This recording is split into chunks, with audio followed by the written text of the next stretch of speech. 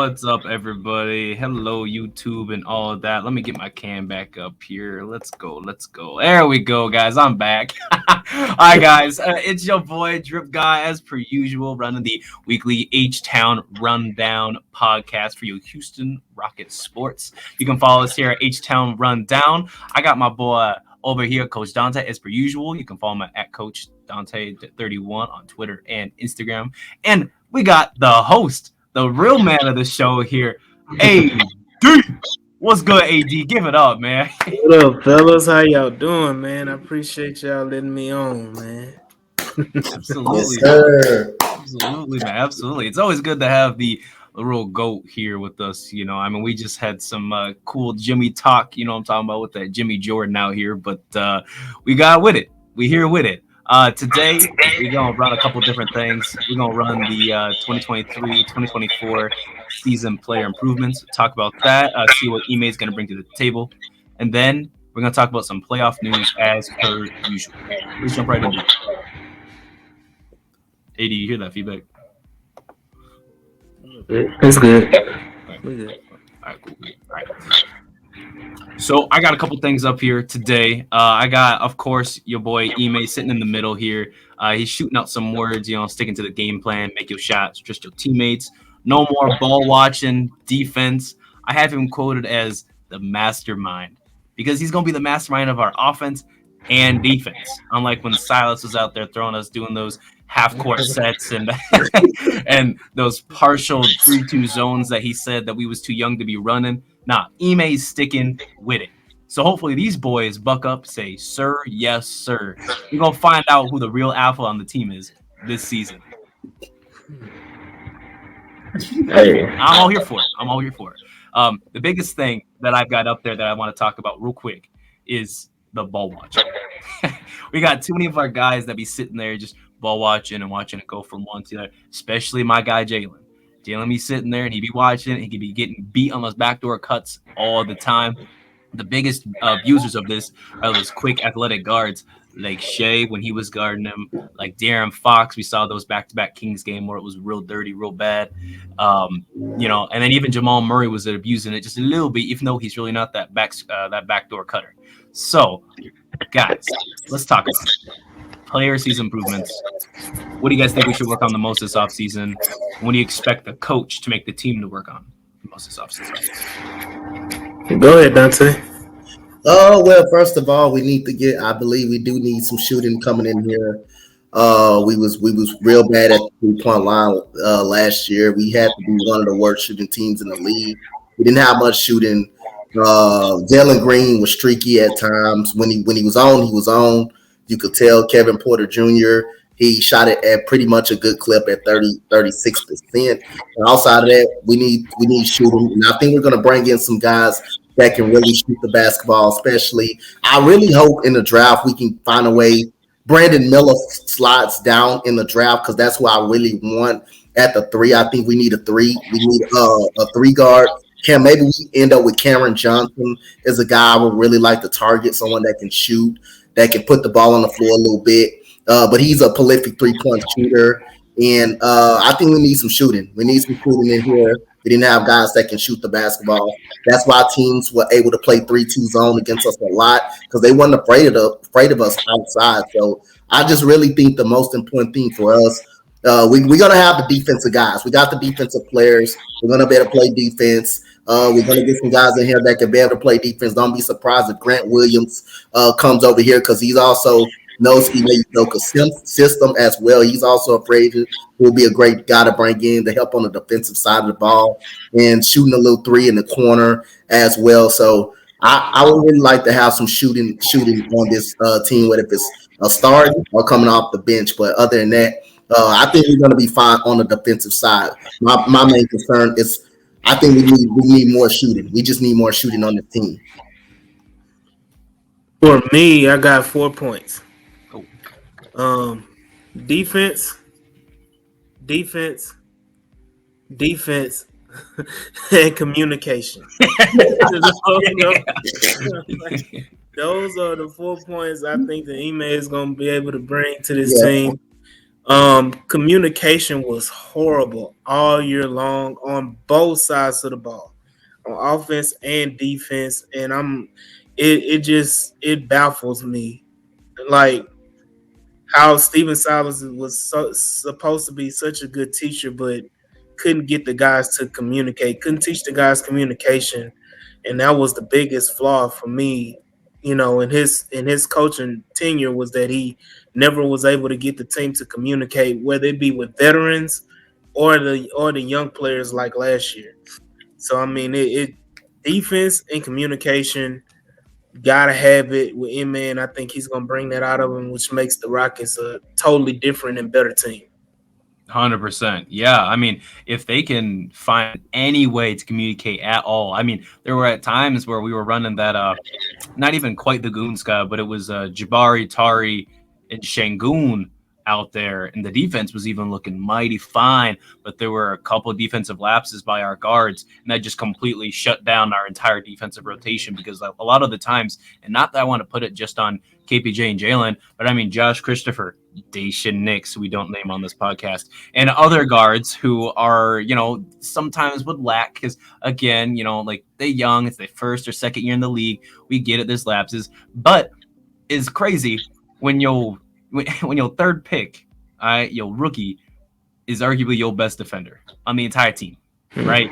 And then you got Tari, who sat on the bench most of the season, who is again one of the top defenders in the rookie class, but let alone on your team. I think that says a lot when it comes to just defensive attention, right? And then it also rounds back out to effort because Silas couldn't get that effort out of our guys ever. There were a couple games we were able to, but a lot of those games that we ended up winning weren't because of Silas. We won 2 games because of John Lucas. And John Lucas was out there, and he was able to bring that heart out. The guys wanted to play. At both times that John Lucas coached, our guys came out to play. And I think another factor in that was because our veteran Eric Gordon was looking up and respecting John Lucas there. So hopefully we can bring in some sort of veteran culture with this, through free agency that are really able to understand Ime. He's a finals coach. Y'all know who coming. Y'all know who coming. It's inevitable. Yeah. But he's a final coach. And I think a lot of the players around the league generally do respect him. I've really only heard good things about him in terms of just the basketball world itself specifically, and that's really good. And I don't know. There's a lot of changes that need to be made still, and I mean this is just phase 2, part 1 right now. And we'll see what ends up happening, but yeah, like AD said, man, like I said, man, we gotta get the 3-point shooting up. We gotta get that defense. We gotta get that communication. But there's a couple of things to touch on here too. Yeah, it's a inevitable. You mentioned that veteran presence. I mean, it's we can talk about it if y'all want to. Let's get into it. Yeah. I mean, it's inevitable. James is back, man. He's coming back home, and you get that feeling, right? And all the points that Prez just mentioned, James touches all that. He's had experience with MA, in Brooklyn, and he knows his coaching style. He respects MA. I think MA respects James very much so. Even in that volunteer work, when they asked him about James Harden, he didn't want to speak. Yeah, he didn't want to speak. He wanted to talk about the restaurant because he didn't want to get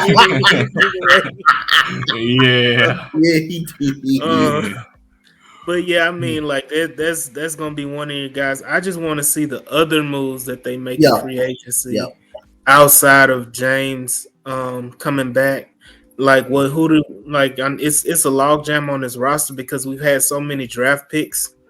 I mean, I think we've had maybe 12 or 13 over the last 3 or 4 years. First round picks. Just about, because we had go on.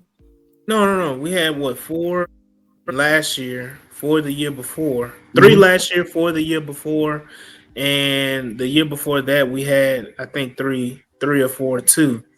So it's been like ridiculous amount of first round picks, and you got a logjam. I think it was not a stat, but I was looking at the roster, and I think on the roster of 15 players, 11 of them were first round picks.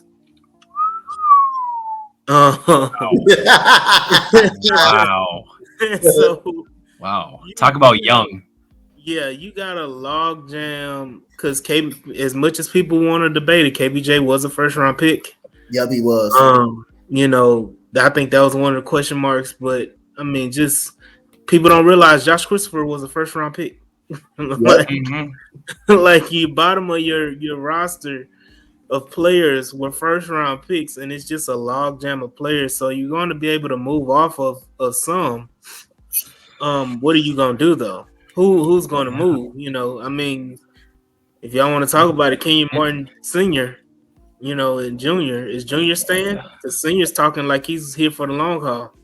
If I can Well, get something, if I can, I believe it's you can get a you're gonna yeah, I believe you can get a second round early second round pick from if there's a I would consider it if a team calls from him and Jay Sean Tate. I would move off them really quickly. I yeah, remove the yeah. a playoff team contender called me about Jay Sean Tate or Kenyon Martin. I would it depends on what they asking for. I will immediately do it. Immediately do it. I will immediately do it. So yes, I will pull the plug on them. I will. You I'm know, trading. I'm trading Jay Sean Tate for a 2030 second round pick. Yeah, yeah. I would.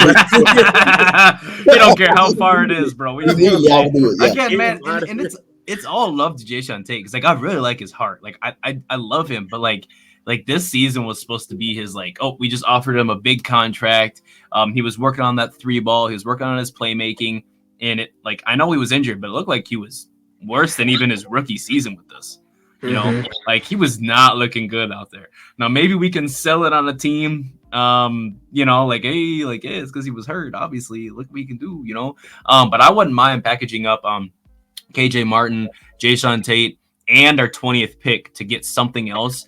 I'm kind of after we get this fourth pick, I kind of don't really want to focus on getting any more picks as it is because we have so much talent we have to develop as it is. I mean, we've seen Jalen Green and KPJ, Jabari, Shangoon, Tari, Josh Christopher even grow in their own right, but no one has had that like I don't want to use it like this, but like that Anthony Edwards jump, that John Morant jump, where they take that leap from like, okay, yeah, you good rookie, you good to damn, you an all-star, and that's fine. They don't necessarily need to make that jump even next season, but they haven't been allowed to grow in that way because of the way,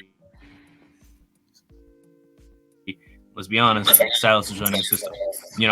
It wasn't allowed for individual growth. Like a lot of it was, some teamwork, which was important. We do, want some teamwork going on there, and a lot of it was unfortunate iso ball, which obviously didn't work because we won less than 25 games this season. So that's kind of when it came out to be. But we need our players to be able to grow with the coaching staff as well, and I think that also comes together, ties back to my earlier point. Growth with effort and trust in your coach. Come back to this, and I remember I said it last time. I believe I said it. I think we need a three. We need a small forward. I know we got Tari Eason. I don't think KJ Martin is a three. I really don't think he's a three. I think Steven Silas put him there. Put him there to kind of please him a little bit more. But he doesn't shoot it well enough to be a three. He doesn't shoot it well enough to be a three. He doesn't dribble it well enough to pretty much be a three. Tari Eason is pretty much the only legit three that we really have. I think we need more of a three in this offseason, whether it's in free agency or in the draft. I don't like the way our three is in situations. For me, the only legit three we got is Tari Eason. That's the only legit three we got. I think we do need another three. Cam Johnson. Cam Johnson. That's why I say brought up Cam Johnson the first time he's a starting caliber three too. He's a starting caliber three. If you want to bring Tari Eason off the bench, keep him off the bench, and Cam Johnson can fill right into that void. So what do you do if you like depending on what we do at 4? Mm-hmm. If we go, amen. Do we still want Cam and still want because now you got 3 threes. You got Tari, Cam, and Amen there, and it's a log jam. Is Amen really a three though? I feel like his size allows him to play the three because he's got a long wingspan, he's got that vertical, and he's tall in general. But like his play style is a one, isn't it? I think he's a point forward. I think Yeah. You think he could be like a Shea? yeah, he can be a point forward, but the problem is he doesn't shoot it good. He doesn't shoot it. He shoots it at 23%. He shoots it at 23%. But no, when you look at the top four of the draft, the only one who shoots it prolific is Brandon Miller. That's why Brandon Miller can do everything. Brandon Miller can do everything. You talking about defensively, offensive versatility. He remind me of a Paul George prototype guy, Brandon Miller. So to me, that's my comp to him. And that's why I'm hoping he kind of falls a little bit, but I don't believe he's going to fall. He's going to fall. I believe if he doesn't go 2, he's going to definitely go 3. I don't think he falls for us. And I think we would definitely, if we do keep the pick, we will have to settle for Amen or Asard Thompson. Now, Asard can shoot it better than his brother at 30%, but it's not too much better. So I think he's more of a point forward in this league. True. And Asar is also not as much of a creator, right? Like I feel like we don't have enough playmaking creators on this team. Like Jalen can create shots for teammates, but like not as a second, not even as a first or a secondary skill. That's kind of like a more like most of the time like a bailout pass kind of thing. Like, oh, Shangoon's down low, let me give it to the big man kind of thing. He get the easy assist. And KPJ, as we saw, like playmaking isn't his primary skill, but he's a secondary playmaker. He can be a secondary player. He flourishes in that role. We saw that alongside Christian Wood and John Wall that first season he was here. Fantastic secondary playmaker. I think we need somebody who is a primary playmaker, not a combo guard. We need a primary playmaker, somebody like Tyus Jones, who understands that they need to playmake first, then score, then do other things on the floor. And then, like you said, the three. We need someone who can be the 3-and-D kind of do-it-all guy. And if Brandon Miller is this prospect that we're elevated to believe that he could be, I wouldn't mind him. But I don't know. I'm really on that Amen train, bro. I like it. The only thing, man and Asar can do everything else besides shoot the ball. That's the only probably real weakness. Them two, that's the only real weakness is shooting. That's pretty much it. That's the only thing they kind of weak of. So that's the problem. That will be the problem. If you put them on the ball, you're gonna start seeing teams starting to back up a little bit, and start trying to make them shoot the ball. They can play make very well. They one of the best in playmaking. Only thing about them is shooting. They don't shoot the ball well enough. They don't shoot the ball well enough. True. Yeah. I mean, go along with that. I feel like I don't know. I like the upside of Amen because shooting can get there, right? I mean, we've seen players who were fantastic shooters in college, Markelle Fultz, and then he hung out with Ben Simmons too long, and now he can't shoot the ball at all. But he revived his career on the Magic, and he's a great shooter now. I think he's shooting about somewhere between 35-37% from three, which is average or above average, which is great. That's what you want. You want league average or better when you're projecting these guys. I think the three ball will come. He's a guard. There's not very many guards other than like Daisha Nix who can't shoot at all. And a lot of that comes with size. It's just a waste, man. Oh man. Bro. But a lot of that comes like with size, and again, we didn't put a lot of our players in the position to succeed or truly grow in terms of statistical field goal percentage numbers or true shooting. It was just all about how many shots can we get up and say we got our reps in.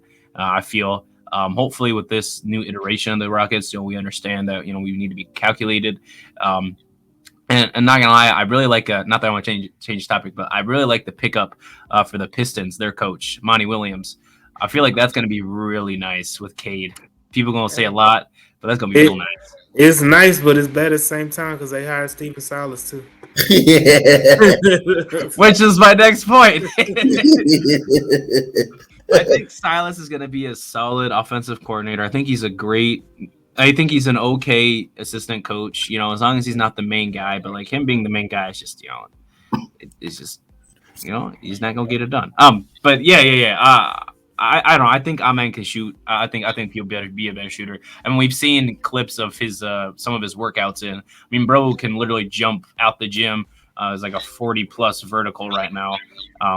That's insane for a 6'7" guy. He's out here jumping like he's LeBron, but he's 2 inches shorter, weighs a little bit less. If we can get a guy that's that athletic, I say we just go for it, right? You got if you can get an athletic backcourt of Amen Thompson and Jalen Green,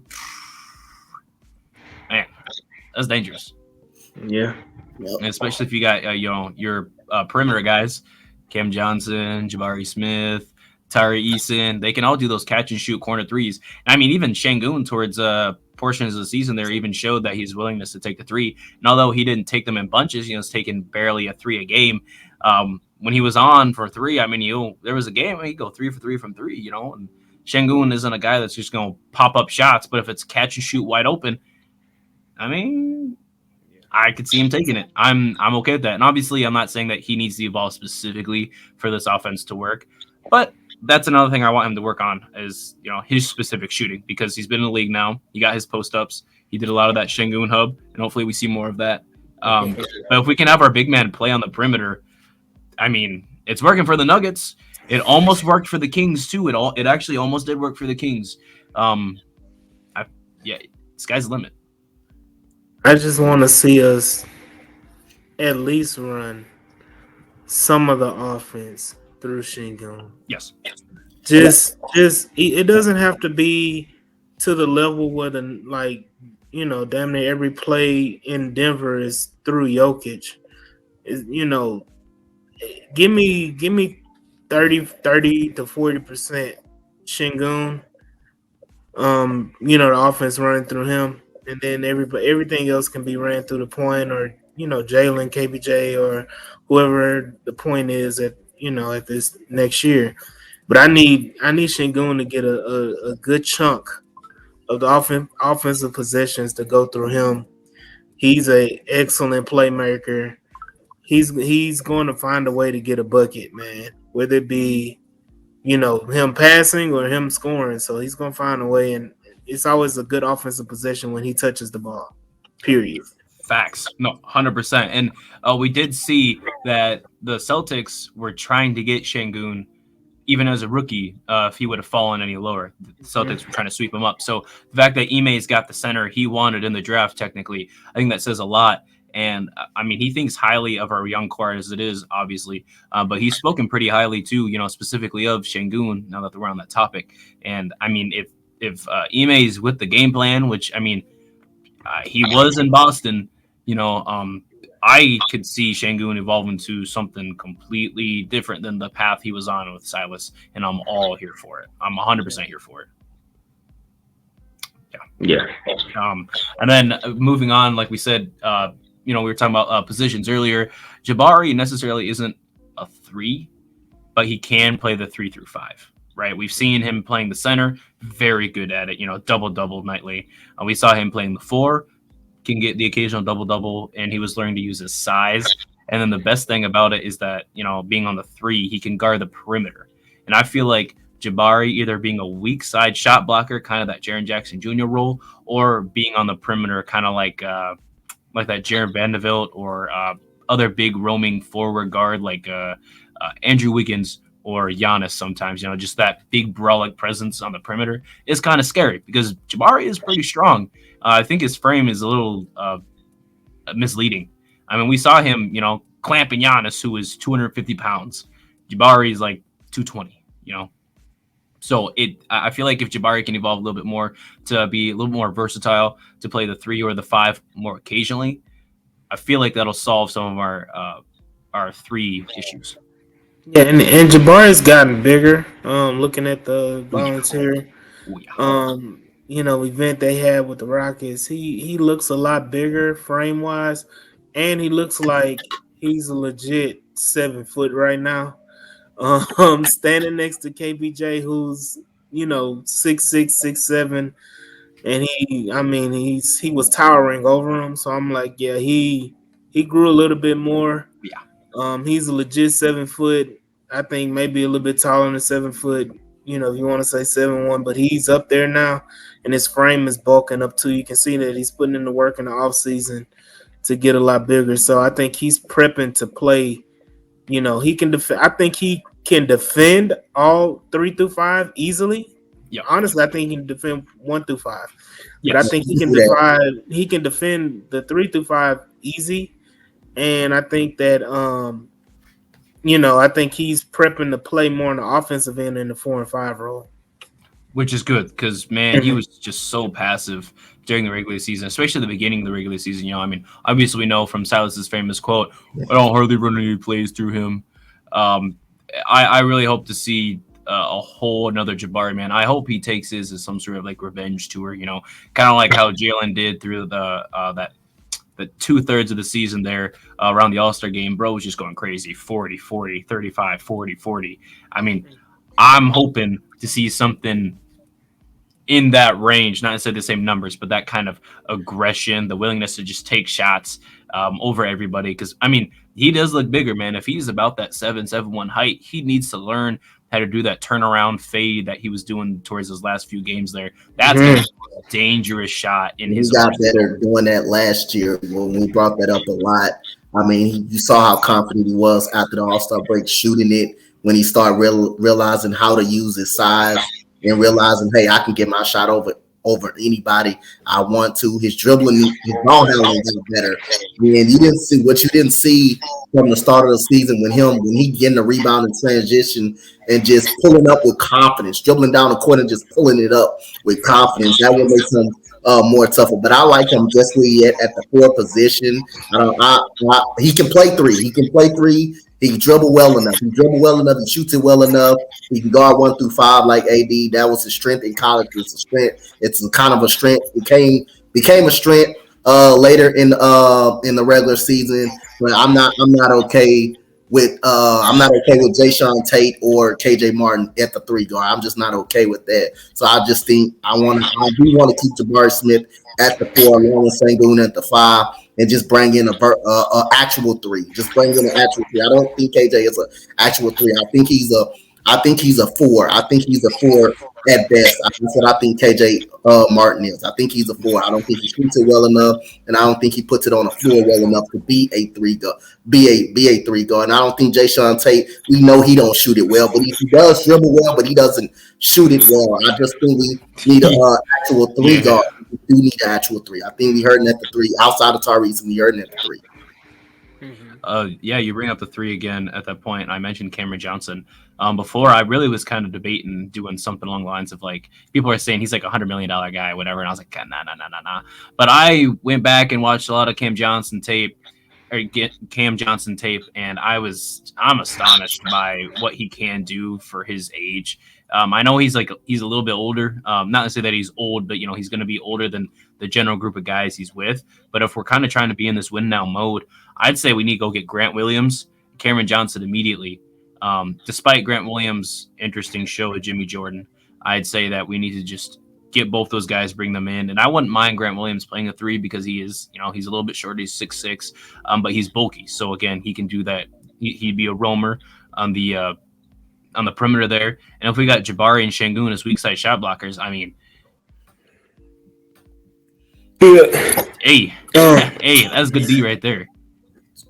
Yeah, Yeah, I'm really liking that. Dante brought up KJ. KJ is just one of the typical tweeners. Yeah.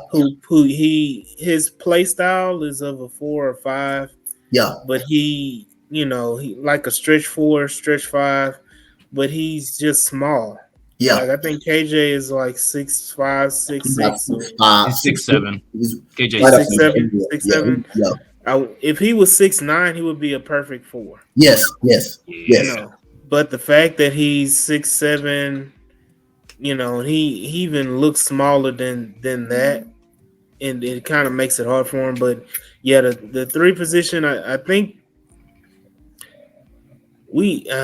it's hard, man. It's hard to think about because it's a lot. Yeah. It's a lot of talent on this roster, and you're going to have to get rid of some to make some moves and improve the team in general.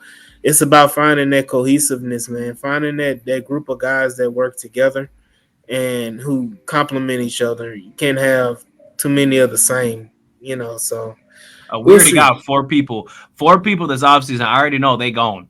I already know they're already packing their bags. Second the season was over, they already at their locker pulling their shit out for immediate fact. Yeah, I'm all here for it. I'm all here for it. This phase one, I was a lot more. And if you go back and watch, I was a lot more lenient. I was a lot more like no. This phase two, this yeah, this is gonna be new. It's gonna be different. And if people ain't here, man, you gotta go. And I'm just gonna be really honest, man. If you ain't here for the team, you don't need to be here at all. Can you tell Doka can we pat Dacia Nick's bags too? Oh yeah. He already gone. The second the last game was over, him and Silas, they gone together. They was a package deal. Yeah, they've been gone. Out of here. He gone fishing, man. Oh yeah, we say, "Hey, yo, G League, yeah, goodbye, no more contract." I'm thinking if the rumors are true and we do get my goat James Harden, we probably don't keep Ty Washington. I think they keep him. I can't see us keeping him because we'll have, as of right now, Harden, Jalen, KPJ, likely Amin Thompson, Josh Christopher. That's 6 guys right there before we even get to Ty. Josh Christopher is the guy that we may get rid of. I'm afraid of that too. I actually liked it to do too, man. Josh Christopher, people can say what they want. I've been saying this for a while. Josh Christopher is Eric Gordon 2.0. He's Eric Gordon with the handle. Man, that dude was held back by Steven Silas, bro. Steven Silas held that dude back bad. He did him bad, bro. I understand, but it could happen. It's the business, and I look at it as a casualty. It would be bad. It would hurt my soul if I saw Jacob go, man. I would. I don't know what I would do, but hey, if we can get a good deal with it, say if we package up Jacob, that 20 pick, and KJ Martin, and we get something solid out of it, I'm here for it. Like again, all love to Jacob, but if we can get something better, we gotta do what we gotta do. No. Yeah. I'm also. We might as well get into it. This is a real spicy take here. We could do something with KPJ too. He's got a lot of value.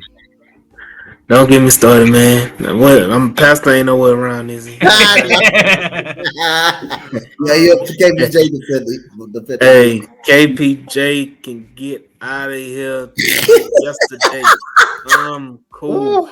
I've been a proponent. I've been upset with KPJ since last year. And the reason why I'm upset is that it's clear that Jalen is the better guard. He's the better player. Don't take away possessions from him because you're trying to prove a point.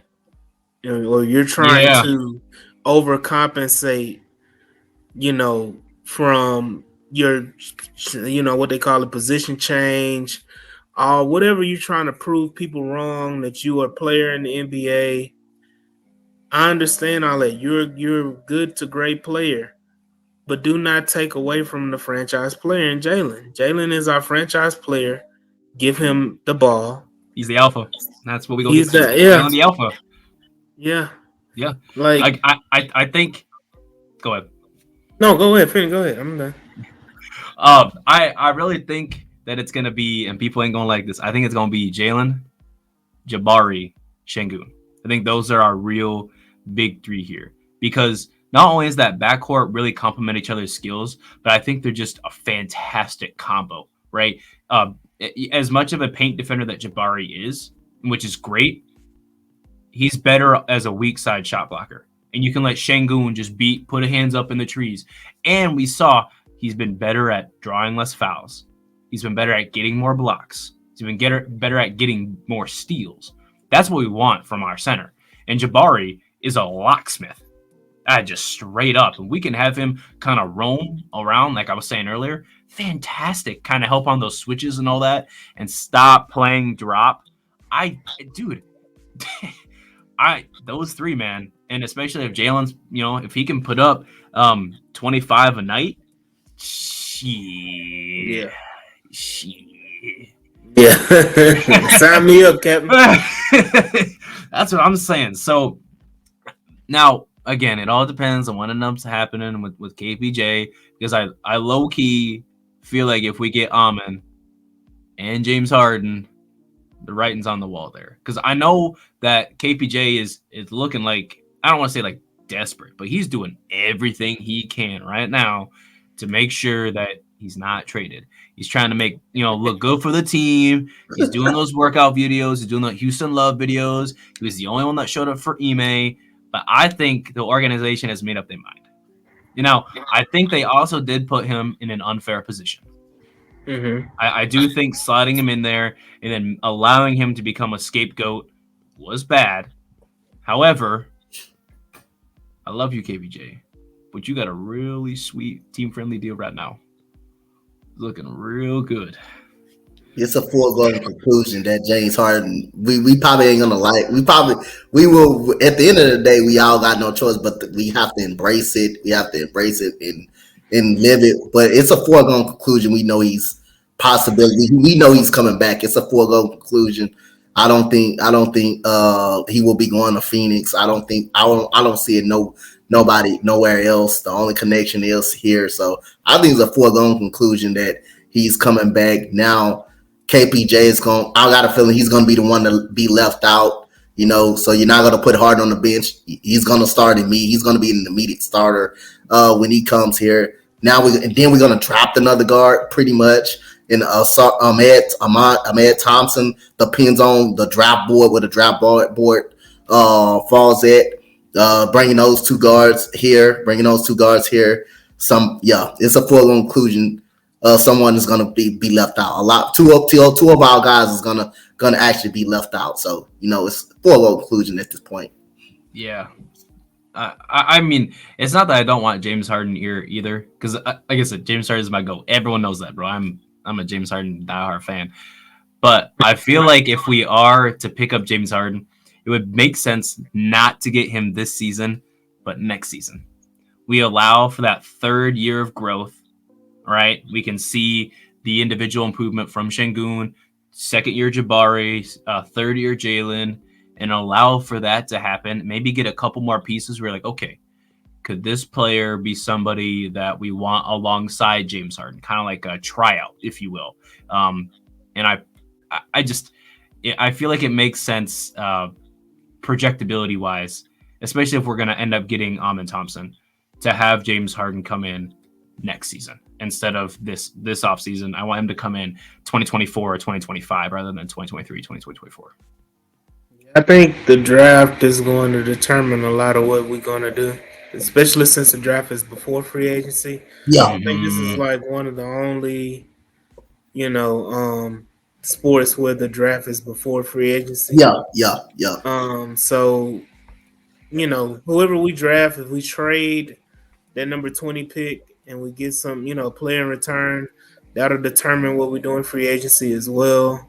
So that draft, do we trade up? I know y'all talked about it before on another episode. Do we trade up? Yeah, it could be a possibility. Like I'm saying, not that KPJ alone is getting you that, but I mean, if we trade pick 3, pick 20, KPJ, and then maybe some other salary in there, I'm for it. I am a Scoot truther because we're not getting pick 1. That's facts. No. But I am a Scoot truther. I was unbelievably devastated that we didn't get even top 3. We fell to 4. During the pick night. But if we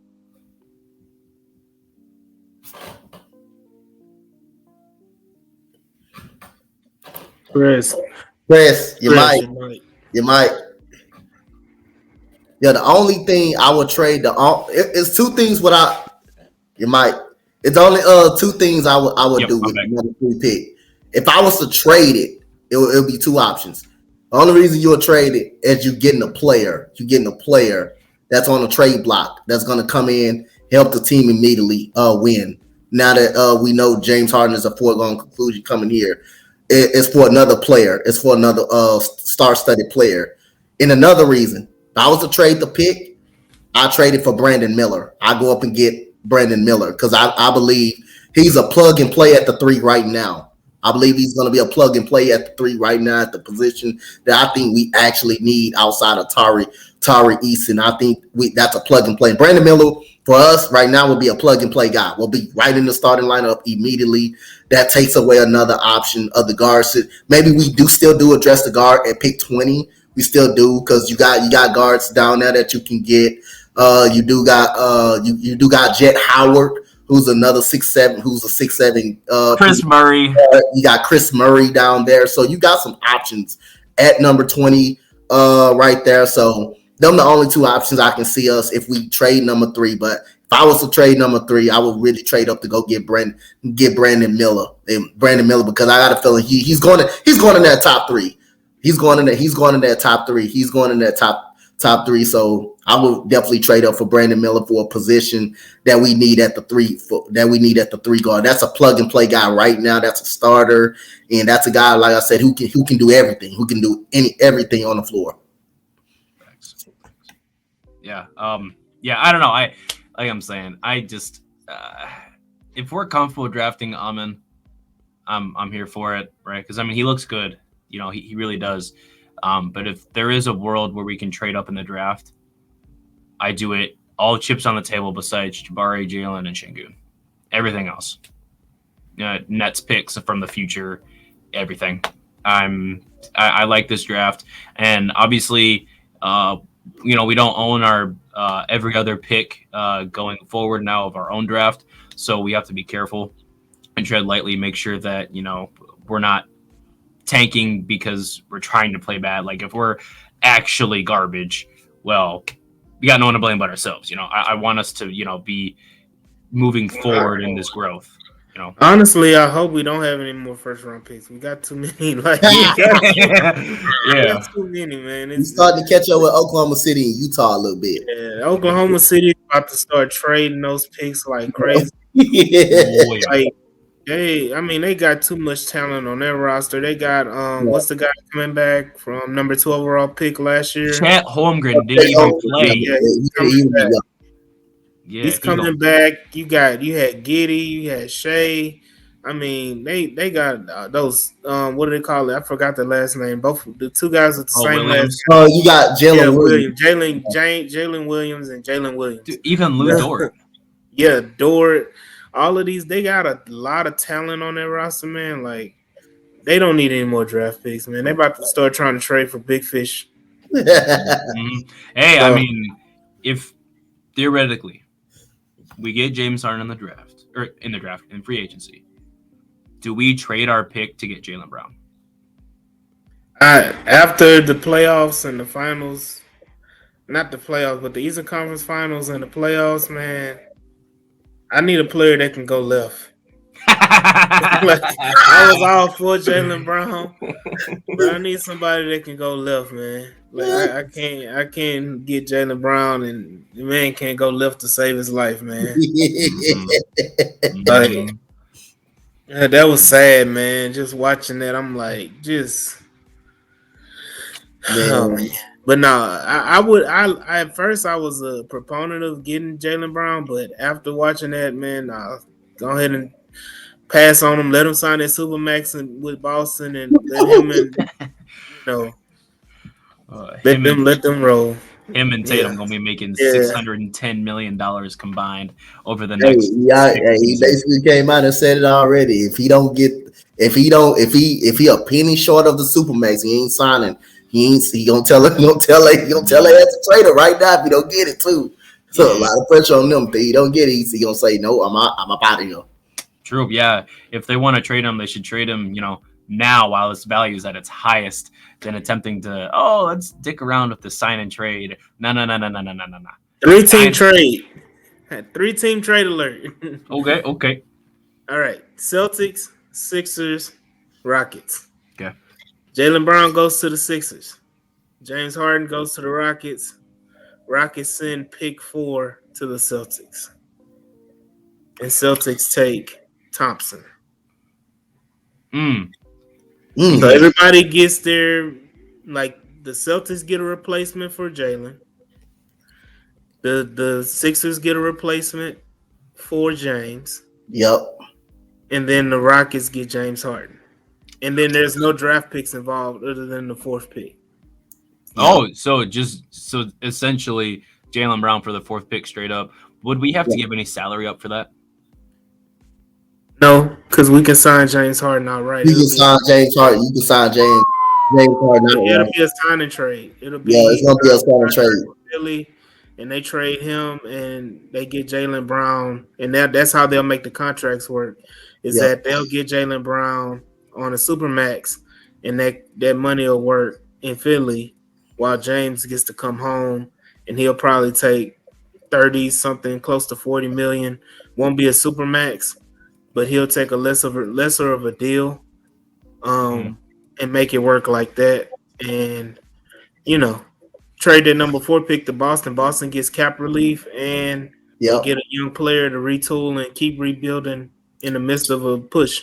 Yeah, Yeah, like trade James Harden. Trade. We know he going to Houston. Trade him to Houston. Get something back for him. I like Yeah, it. get you a replacement player. yeah. Yeah, You know, kind of like what Chris Paul did. He told the Clippers he wasn't gonna resign back. He was gonna sign with Houston. yeah. They went on and trade. They went on and traded. We gave up Patrick Beverly them for him. It Mm. But looked I good. mean, that was more for us than anything, because Yeah, yeah, we weren't able to sign Chris Paul outright anyway. yeah, Mm. But But at yeah, this point, we had a cap to sign James outright without any issues. So, yeah, I wouldn't be surprised at all. That, to me, that's my hot take for the episode. yeah. That 3-team trade. I mean, it's not bad. Yeah, I mean, if we get, because like I said, man, it's not that I don't want James Harden, because I love the guy. I feel like I don't want to say like stunting the growth, but we're like trying to throw our guys in the fire and see what happens. And yes, that does work for a lot of guys. You think Shea against the Rockets a couple years ago in the bubble, you think other players that were kind of younger, like even Austin Reeves, who I'm not comparing Jalen Green to Austin Reeves in any way whatsoever, but just similarly, you've got LeBron James with Austin Reeves, who was able to rise to the action. But Austin also has other players around him who are much better than him, so he can work and facilitate in his own outright and be facilitated too. I feel like throwing James Harden in it right now might speed up the process more than what our guys are going to be used to. Well, that's the thing. I kind of want to see, because everybody's saying that it's a negative, but it could be a positive. It We could look be. at we look at it like this. I look at Maxey, what he did for Maxey Yeah. in Philly, and then I look at the opposite end, and I look at De'Aaron Fox. Look how long it took De'Aaron Fox to develop to get to where he is now, leading the Kings Yep. to the playoffs. Like, it took De'Aaron Fox a good 5 years True. by himself with no veteran help to kind of develop into a guy. Like, do we have the patience to go through 5 struggling seasons in a row just so Jalen can attempt to make us to take us to the play-in, because he's finally developed after year 5? Well, you already waited 3, right? Yeah, that's what I'm saying. Are we gonna But wait yeah, 2 more? yeah. Like, Well, are we gonna wait two my more? thing is, I'm okay with one more because it's a new era. We're gonna sign some other guys, right? Because if we say we don't use all of our cap, right? Think about it. We got 60 million. We got the most cap space in the league at this going into free agency. We Right. signed James Harden. We're gonna get some other guys. We can sign another free agent. We can sign another free agent. We can use some of that 60 million to still get some productive players like a Tyus Jones, who's a good point guard coming off the bench, who has a very great turnover to assist ratio type of thing. So again, when you get James Harden, hey, and you got a coach like Ime Udoka, we're gonna put together a quality enough team to make a playoff run. Ain't nowhere in the world we have $60 million, the most money, and we don't spend it on quality veterans. So again, I'm with AD up on it. I don't think that's a bad idea to get James Harden, because it puts you it's gonna make you better, and then another free agent is gonna be attracted to come here. Plus, with Coach Ime Udoka being at the helm, the team is gonna be a lot better. Gonna be a lot better. True. I Yeah. mean, Go ahead. No, I'm just saying if you sign James and you make the playoffs this year, you're gonna be a hotbed destination anyway. Yes, yes, So True, yes, true. I'm yes. also thinking about it like we got Jalen and Shangoon, whose contracts are going to be due for re up the following season. Right? They need an extension. mhm. Jalen's probably going to want that rookie max. Shangoon might want that rookie max. Then the next season after that, Jabari's going to want that rookie max. Mhm. So I'm just trying to look at it like, like how, because like right now it looks really good. It looks real sweet. Respectfully, it looks real sweet. But next season, it's going to look real tight, especially if we got a guy who's making, 42 million for the next 3 seasons, evened out. Um, I don't know our total cap space, how much we're going to be able to spend total. But if we have Jalen, Shangoon, and just off the top of the head, Jabari and Harden making their respective maxes or close to their respective maxes that they can make, our roster is going to be really thin. And fucking pay the tax. I mean, are we going to pay? Because we can only pay so much because, we'll get one MLE, which will be about 10 mil, which will be nice. After that, I think we'll be able to sign, if my math is right, 7 players before even dipping into the tax. So we'll be able to sign 8 people, including that MLE. That's an 8-man rotation. Will look really nice, but then almost everyone else is on a minimum or a veteran minimum. So that's where it's coming to me is, how likely is it we're going to be able to have a full roster with James Harden? Well, I think after 2 years he's going to be pushing for retirement anyway. Think so? I mean, yeah, I think he only has a few more years left in him. But even after that third year, I think Jalen's because you got to remember the options on the contracts. That money, that max contract that they're Mm-hmm. signing, doesn't start until like year 5.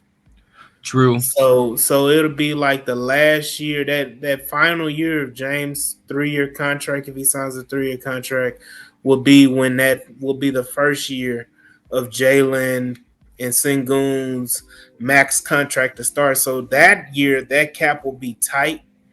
But and then after that, when James is off the books, then you just fill in that spot with Jabari, and Okay. then it keeps rolling like that. So yeah, you know they have the 3-year plus the 4th year option, True. and then that salary, and then the max contract doesn't start till after that one.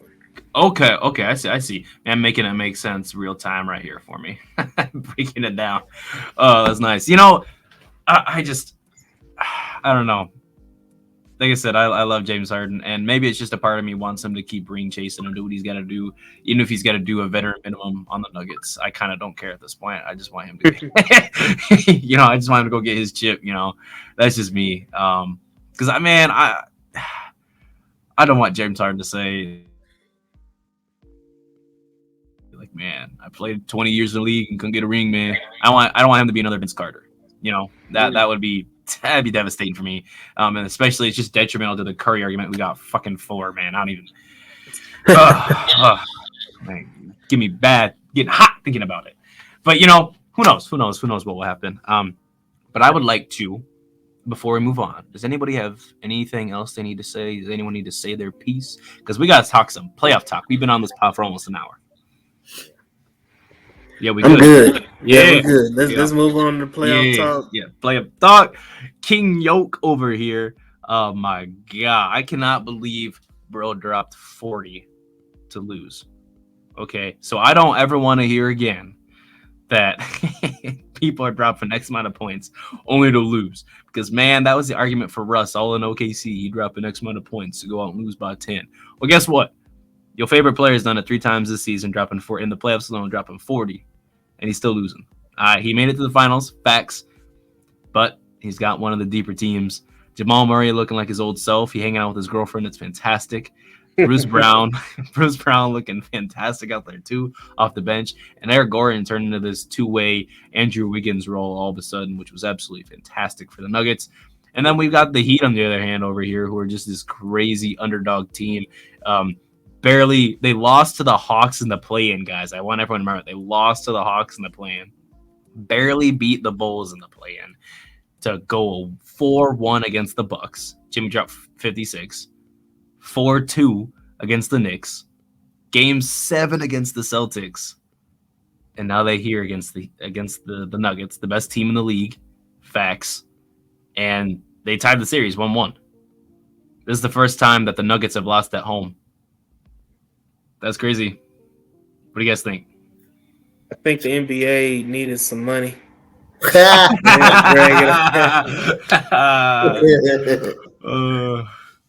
I think that's what it is. They got to make it a series. They didn't want because honestly, I think if Denver would have went up 2-0, it would have been done in 5. Yep. Yeah. It would have been done in 5, and that would have been a letdown.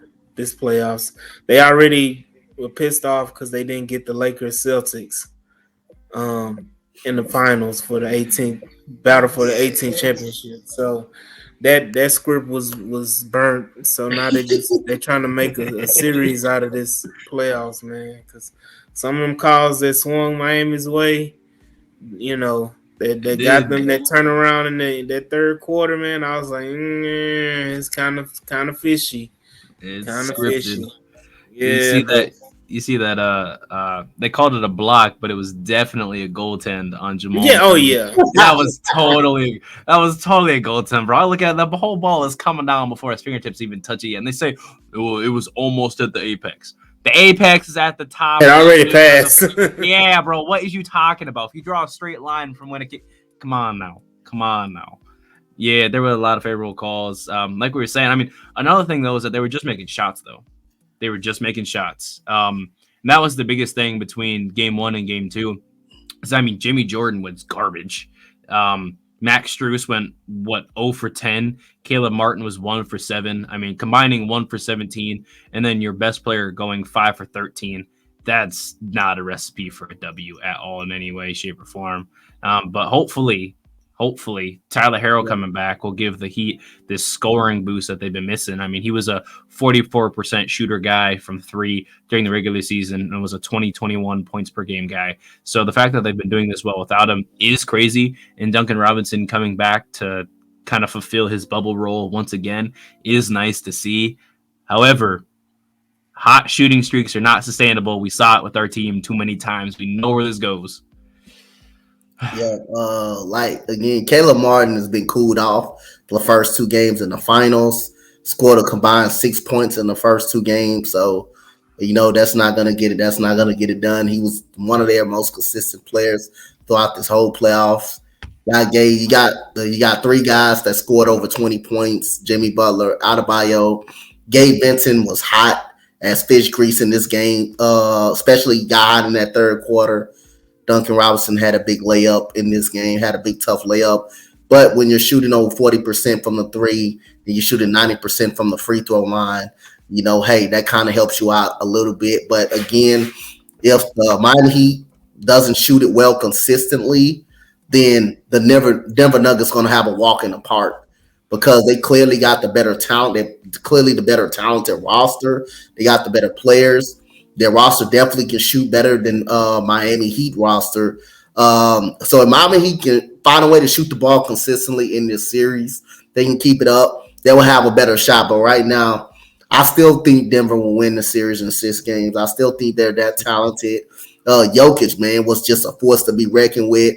Bam Adebayo played some of the goodest defense I've seen in this finals. And Jokic was still able to make a shot over him. That just gives you a testament of how great Jokic is. I mean, the biggest thing for me is knowing that Anthony Davis couldn't guard Jokic at all in any way. I had no hope for Bam. I mean, Bam's going to do everything he could, but he's a worse defender than AD. He's not as strong. He's not as lengthy. And I'd say they have almost the same vertical when it really comes to it. AD is just all around, in my opinion, AD was the best defensive player in the entire playoffs. And I mean, Jokic literally had his way with him, no homo.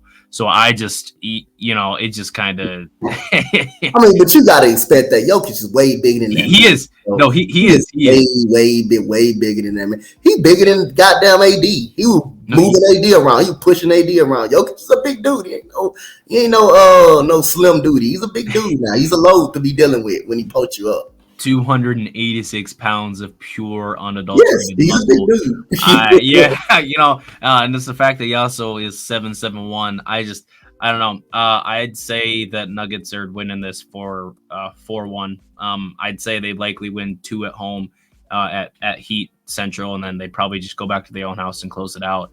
I mean, Jamal Murray was missing, and that's what it comes down to: is people's missing shots and unfavorable calls. It depending on how hard the script writers are going, and we'll see, what ends up happening with these free throws. The free throw disparity was absolutely insane, as per usual with the Heat.